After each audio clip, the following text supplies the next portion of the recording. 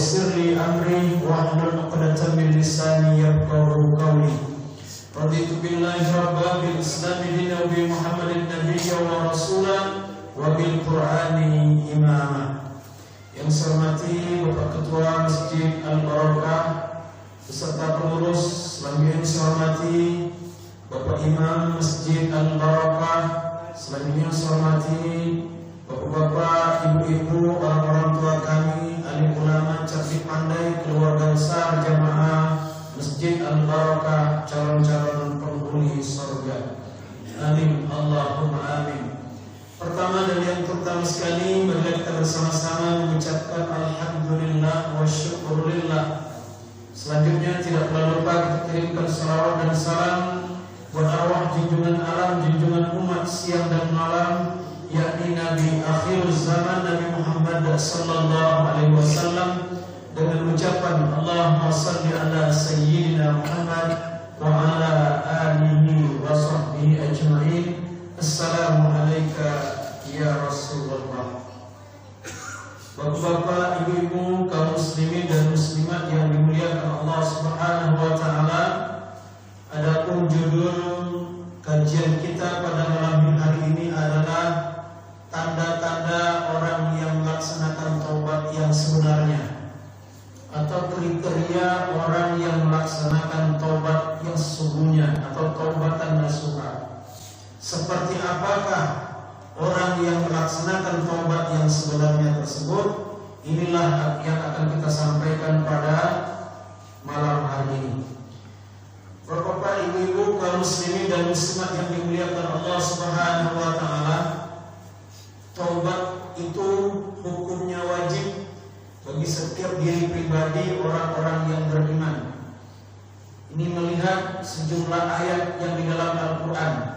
Apabila ayat itu berbicara tentang taubat di dalam Al-Quran, maka mestilah bentuknya amar, artinya perintah.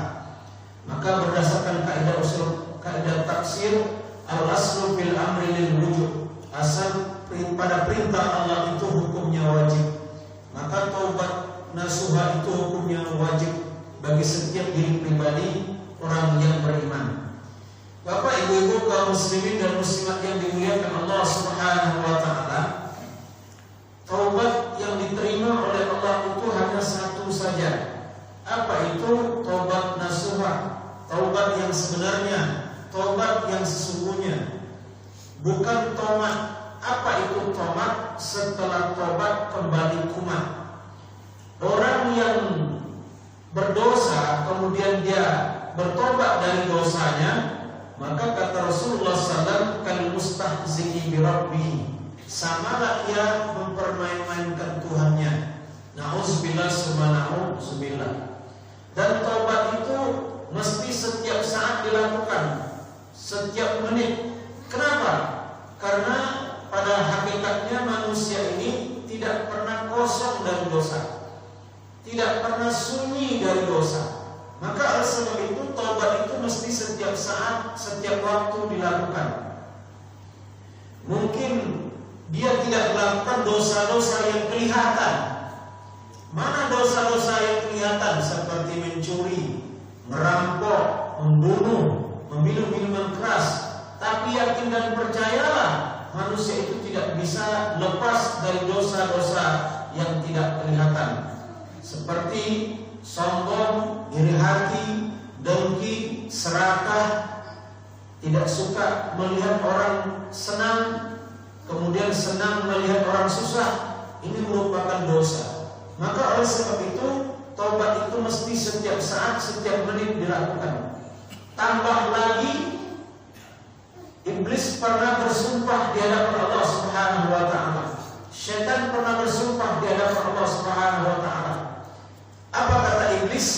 Demi kemuliaanmu dan keagunganmu ya Allah, akan aku gelincirkan seluruh keturunan anak Adam dari jalanmu yang mulia selagi mereka masih hidup, selagi mereka masih bernapas. Maka oleh sebab itu taubat itu mesti setiap saat, setiap menit dilakukan. Dan taubat yang diterima di sisi Allah Subhanahu wa taala itu hanya satu. Apa itu? Yaitu taubatan nasuha. taubat yang sebenar-benarnya.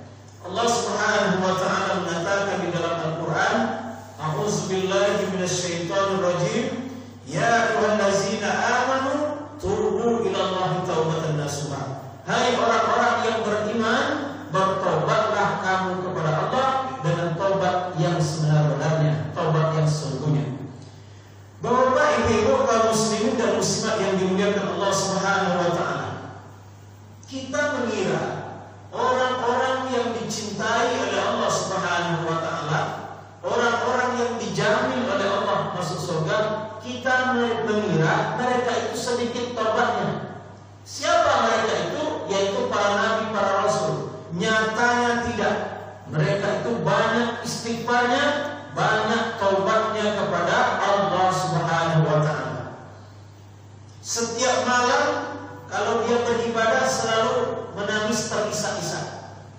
Karena setiap malam beliau selalu beribadah menangis terisak-isak atau terseduh-seduh, maka diberilah dia dengan gelar sebutan Nuh atau Nabi Nuh. Jadi Nuh itu artinya orang yang menangis terseduh-seduh. Arti Nuh itu artinya apa? Ketika beliau beribadah di malam hari, beliau selalu menangis terseduh-seduh, maka diberilah dia dengan gelar sebutan Nuh. Artinya orang yang menangis terseduh-seduh bila beribadah kepada Allah Subhanahu wa taala. Kemudian satu ketika sahabat melihat Rasulullah SAW itu dalam keadaan sujud, dan sahabat mengira Rasulullah SAW itu sudah meninggal karena dalam sujudnya beliau tidak bergerak-gerak. Ini terdapat riwayat ini terdapat di dalam buku yang berjudul Hidup Sesudah Mati yang ditulis oleh Bain Erikin. Di dalam buku itu dikatakan bahwa Rasulullah itu sujud lalu tak bergerak-gerak ketika sujud itu. Sahabat mengira bahwa Rasulullah itu sudah meninggal. Akhirnya Bapak Ibu yang Allah muliakan, sahabat mendekat kepada Rasulullah SAW. Nyatanya Rasulullah SAW masih hidup. Kenapa? Karena waktu sujud itu sahabat mendengar Rasulullah SAW mengatakan, Allahumma anta rabbi la ilaha illa anta khalaqtani wa ana abduka wa ana ala ahdika wa wa'dika mastata'tu a'udzubika min syarri ma sana'tu abu'u laka bi ni'matika alayya wa abu'u laka bi dzanbi faghfirli fa innahu la yaghfiru dzunuba illa anta. Ucapan ini, perkataan ini disebut dengan sayyidul istighfar. Artinya rajanya istighfar, induknya istighfar.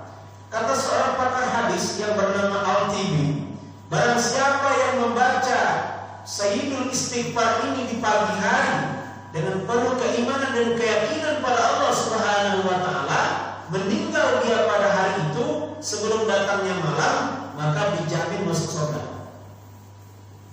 Kemudian barang siapa yang membaca sayyidul istighfar ini di malam hari dengan penuh keimanan dan keyakinan pada Allah Subhanahu wa taala, kemudian dia meninggal sebelum datangnya subuh, maka dijamin masuk surga.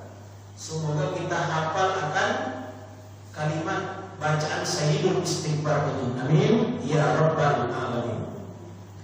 Bapak Ibu kaum muslimin dan muslimat yang Allah muliakan, seperti apakah orang yang tobat yang sebenarnya itu?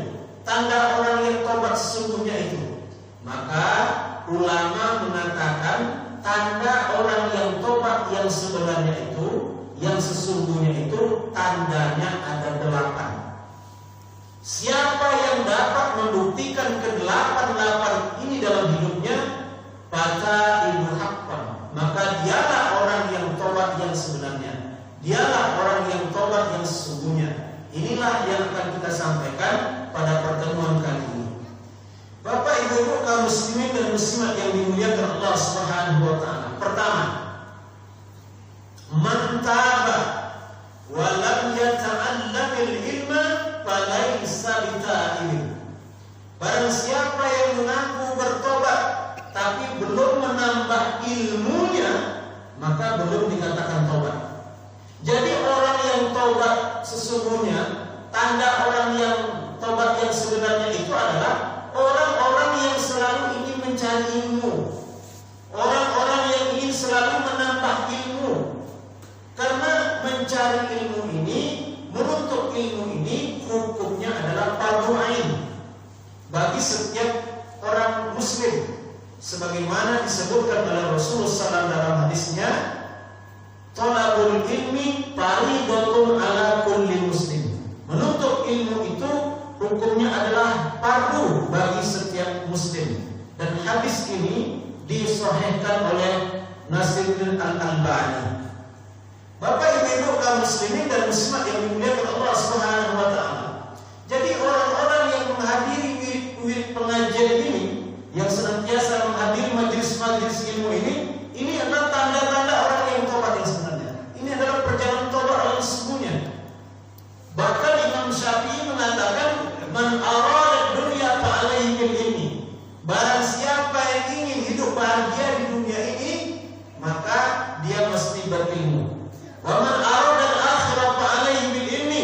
Barang siapa yang ingin hidup bahagia di akhirat, maka dia mesti berilmu. Wa man aradahuma fa alaihi bil ilmi. Barang siapa yang ingin hidup bahagia di kedua alam ini, maka dia perlu memiliki ilmu.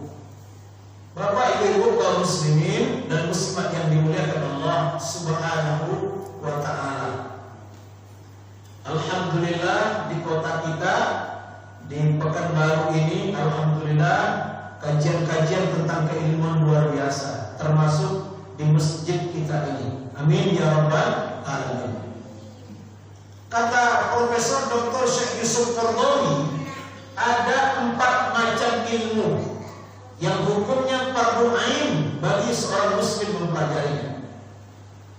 Mana 4 macam ilmu itu hukumnya fardu ain bagi seorang muslim mempelajarinya? Yang pertama adalah ilmu mengenai akidah yakiniyah yang benar, sehingga selamat dari syirik dan khurafat. Ini yang pertama. Yang kedua, ilmu yang membuat ibadah seseorang dengan Tuhannya berjalan dengan benar sesuai dengan ketentuan syariat, demikian secara lahiriah, sedangkan secara batinnya memenuhi niat dan ikhlas karena Allah Subhanahu wa taala. Kemudian yang ketiga adalah ilmu yang dengannya jiwa dibersihkan, hati disucikan, segala fadilah, artinya keutamaan, dikenal, kemudian diamalkan, dikenal pula razilah. Razilah itu artinya yang membinasakan, untuk kemudian ditinggalkan dan dijauhi. Dan yang keempat, kata Profesor Dr. yang ketiga kata Profesor Dr. Yusuf Qaradawi adalah ilmu yang keempat lagi? Keempat ya. Jadi yang keempat adalah ilmu yang mendisiplinkan tingkah laku seorang, baik hubungan dengan dirinya, dengan keluarganya, dengan khalayak ramai. Dan poin yang keempat ini kata Profesor Dr. Yusuf Qaradawi, seseorang itu hendaklah mengetahui hukum halal haram, wajib tidak wajib, pantas tidak pantas, bermanfaat atau tidak bermanfaat. Bapak Ibu kaum muslimin dan muslimat yang Allah muliakan, maka seorang muslim hendaklah dia mengetahui segala hukum. Kenapa? Karena seorang muslim itu terikat oleh hukum. Sebagaimana dikatakan dalam kaidah usul fikih, al-aslu fil af'al at-taqayyud bi hukmi syar'i. Artinya setiap orang mukallaf itu, diri pribadi mukallaf itu terikat oleh hukum, terkait oleh hukum. Hukum itu ada 5, ada wajib, kemudian ada sunat, ada mubah, ada makruh, ada haram. Hendaklah dia mengetahui ini apakah hukumnya wajib atau tidak, ini apakah hukumnya sunat atau bagaimana, ini apakah mubah atau bagaimana. Tidak terlepas dari hukum diri pribadi orang yang beriman itu. Bapak Ibu kaum muslimin dan muslimat yang Allah muliakan. Jadi inilah yang pertama, tanda orang yang tobat yang sebenarnya itu adalah orang yang selalu ingin menambah ilmunya, ingin mencari ilmu. Bapak Ibu kaum muslimin dan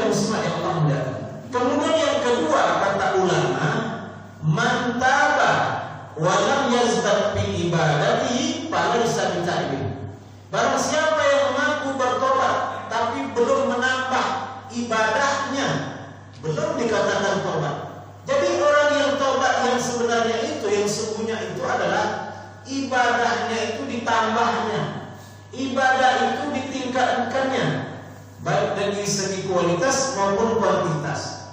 Tapi ibadah yang perlu diperbanyak di sini tentu adalah ibadah-ibadah sunnah. Bapak Ibu kaum muslimin dan muslimat yang dimuliakan Allah Subhanahu wa taala.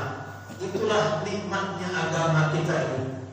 Indahnya agama kita ini luar biasa. Subhanallah, banyak ibadah-ibadah yang apabila dilakukan ibadah-ibadah tersebut manfaatnya akan kembali kepada manusia itu sendiri.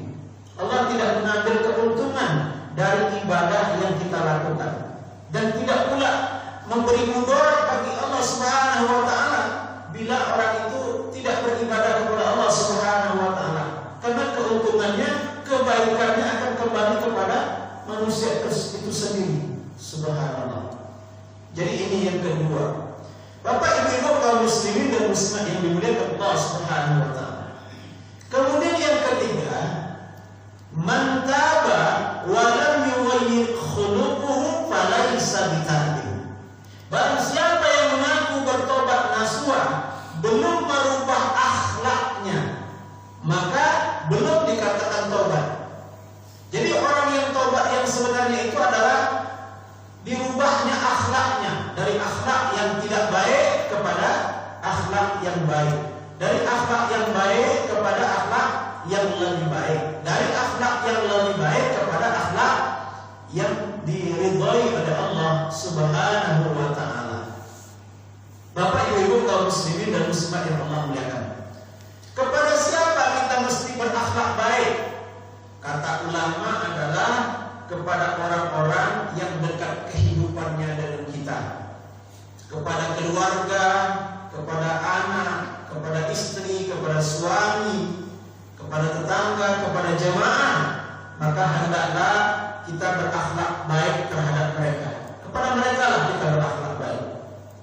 Bapak Ibu kaum muslimin dan muslimat yang Allah muliakan, jangan dianggap enteng akhlak yang baik ini.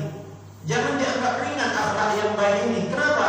Karena akhlak yang baik itu bisa juga menggugurkan dosa-dosa orang tersebut. Di antara perbuatan-perbuatan yang dapat menggugurkan dosa adalah yaitu berlaku sopan santun kepada sesama muslim. Kemudian sabar dalam menghadapi ujian atau musibah. Kemudian apalagi yaitu membersihkan rumah, pekarangan dan lingkungan.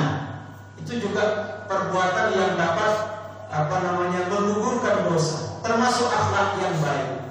Bahkan Bapak Ibu yang Allah muliakan, inti dari agama Islam ini adalah akhlak yang baik.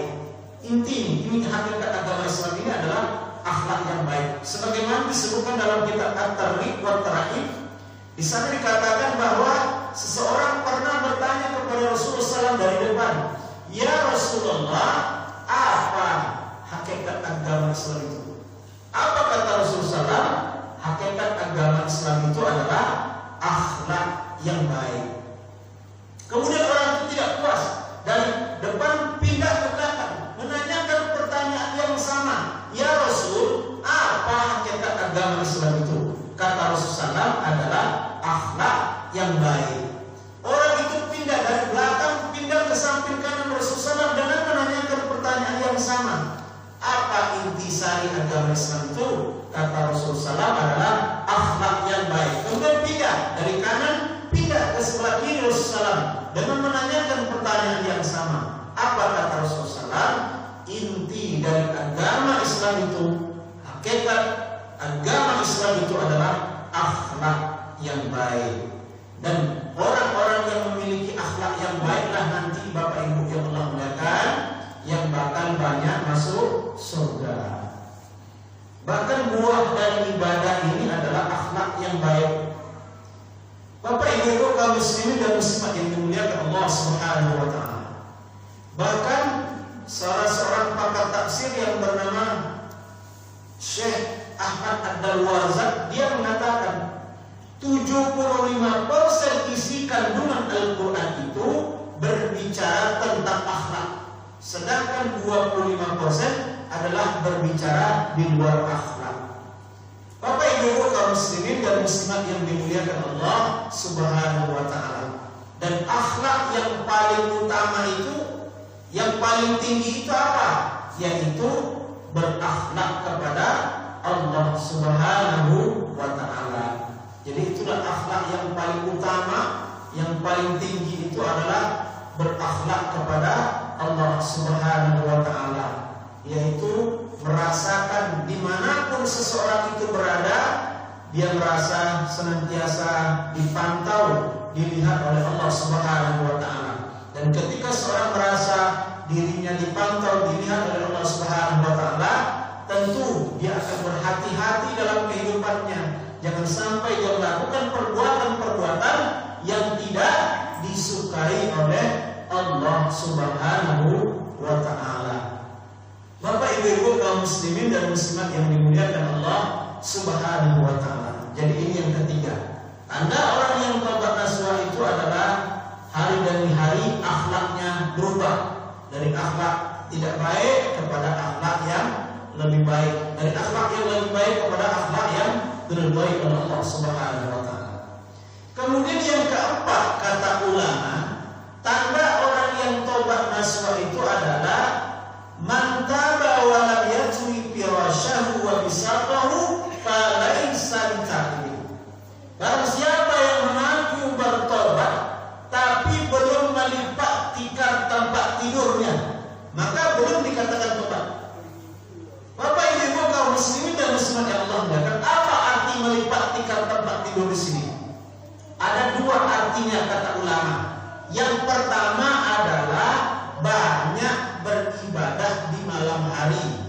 Jadi melipat tikar tempat tidur di sini adalah artinya banyak beribadah di malam hari. Bahkan Bapak Ibu yang Allah muliakan, kalau kita merujuk kepada orang-orang saleh tempo dulu, kalau mereka sudah masuk waktu malam, diri mereka itu lebih banyak untuk Allah Subhanahu wa taala. Sehingga dikatakan orang-orang saleh tempo dulu itu adalah rukbanun bil lail wa fursanun bin nahar. Orang-orang saleh tempo dulu itu adalah seperti rahib di malam hari, seperti kuda perang di siang hari. Artinya apa? Kalau sudah masuk waktu malam, mereka itu lebih banyak digunakan untuk beribadah kepada Allah Subhanahu wa taala. Dan waktu malam ini termasuk dalam Islam, termasuk waktu yang mulia Bapak Ibu yang Allah muliakan. Sehingga beramal di malam hari itu lebih tinggi nilainya daripada beramal beribadah di siang hari. Bapak Ibu kaum muslimin dan muslimat yang Allah muliakan, apa tanda bahwa waktu malam ini adalah waktu yang mulia dalam Islam? Al-Quran pertama kali diturunkan waktunya adalah waktu malam. Kemudian Isra Mi'raj juga terjadi waktunya adalah waktu malam. Kemudian ada malam, satu malam yang lebih baik dari 1000 bulan, yaitu malam Lailatul Qadar, waktunya juga adalah waktu malam. Jadi waktu malam ini adalah waktu yang mulia di sisi Allah Subhanahu wa taala. Maka oleh sebab itu berhati-hatilah seorang muslim itu dengan waktu malam ini. Jangan sampai waktu-waktu malam yang dia lalui itu dia gunakan untuk berleha-leha, bersantai-santai, bahkan na'udzubillah digunakannya untuk berbuat maksiat kepada Allah Subhanahu wa taala. Inna lillahi wa inna ilaihi raji'un. Jadi Bapak-bapak, Ibu-ibu kaum muslimin dan muslimat yang Allah muliakan, salah satu tanda akhir zaman dunia kiamat itu salah satu tandanya adalah di mana waktu malam itu tidak digunakan lagi oleh orang untuk beribadah kepada Allah. Tapi mereka gunakan waktu malam itu untuk berleha-leha, bersantai-santai, kemudian ketawa ketiwi dan lain-lain sebagainya. Ini adalah tanda-tanda bahwa ini adalah tanda-tanda akhir zaman, tanda-tanda dunia kiamat Bapak Ibu yang Allah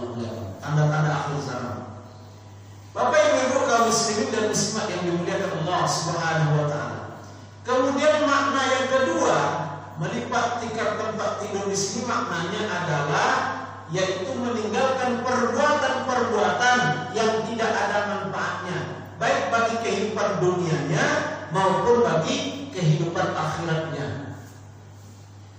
Jadi ini yang keempat. Kemudian yang kelima, kata ulama, tanda orang yang tobat yang sebenarnya itu adalah man taba wa lam yardal khusama'a falaysa bita'in. Nah, ini yang kelima. Tanda orang tobat nasuha yang kelima itu adalah belum seseorang itu dikatakan tobat belum jika dia belum memaafkan orang-orang yang pernah menyakiti dirinya. Jadi orang yang tobat nasuha itu tidak ada perasaan dendam, tidak ada perasaan sakit hati kepada orang-orang yang pernah menyakitinya, yang pernah menzoliminya. Dia sudah dimaafkannya. Semuanya tidak ada lagi perasaan dendam, perasaan sakit hati kepada orang-orang yang pernah menzoliminya, berbuat buruk kepadanya, tidak ada lagi. Tapi kalau masih ada perasaan dendam, perasaan sakit hati di dalam dirinya, maka belum dikatakan tobat yang sebenarnya, yang sesungguhnya. Bapak Ibu kaum muslimin dan muslimat yang Allah muliakan, kehidupan ini dua saja, Bapak Ibu yang Allah muliakan. Apa itu? Kalau tidak nikmat yang datang, kalau tidak musibah yang datang. Dua saja. Jadi kalau tidak nikmat yang datang, kalau tidak musibah yang datang. Maka orang-orang yang beriman ketika nikmat datang, maka dia hadapi dengan sifat syukur. Dia hadapi dengan sifat syukur. Tapi kalau dia musibah yang datang, maka dia hadapi dengan sifat sabar. Dan kata Rasulullah SAW, dua sifat ini merupakan mawahibullah. Apa arti mawahibullah? Yaitu pemberian Allah Subhanahu wa Ta'ala. Dan dua sifat ini hanya diberikan kepada orang-orang yang beriman, tidak diberikan kepada orang-orang yang tidak beriman. Jadi orang-orang yang beriman itu, Bapak Ibu yang Allah muliakan, kehidupannya itu menakjubkan. Menakjubkan itu. Subhanallah. Kalau dia nikmat datang, maka dia hadapi dengan syukur. Kalau musibah yang datang, ujian yang datang, maka dia hadapinya dengan sabar. Jadi orang-orang yang beriman itu tidak akan kena penyakit S3. S3 ini bukan dokter, yaitu stroke, stroke anak-anak. Insya Allah. Maka oleh sebab itu Bapak Ibu yang Allah muliakan, kalau ada orang yang membuat dia tidak senang, membuat hatinya tersinggung, membuat hatinya tersakiti oleh orang tersebut, maka orang-orang yang beriman dia tidak balas. Jadi kalau ada orang yang menyakiti hatinya, yang menzolimi diri pribadinya, maka dia tidak akan balas terhadap orang-orang yang menyakiti dirinya, menzolimi dirinya. Dia tidak balas.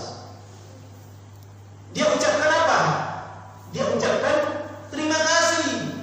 Tapi kalau dibalas, tak akan selesai nanti itu.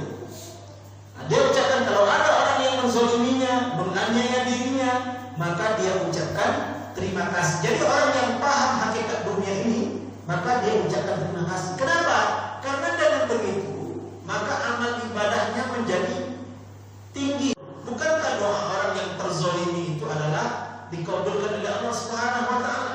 Tapi kalau orang yang tidak tahu hakikat dunia ini, maka tidak mementingkan kehidupan akhirat, maka dia akan balas. Tapi orang-orang yang beriman, maka dia ucapkan terima kasih, maka bersyukur dia atas adanya orang-orang yang seperti itu. Bapak Ibu kaum muslimin dan muslimat yang Allah muliakan. Kemudian yang keenam, tanda orang yang tobat yang sebenarnya itu, yang sesungguhnya itu, kata ulama adalah man taba wa lam yubaddil ashabuhu falaysa bitabin.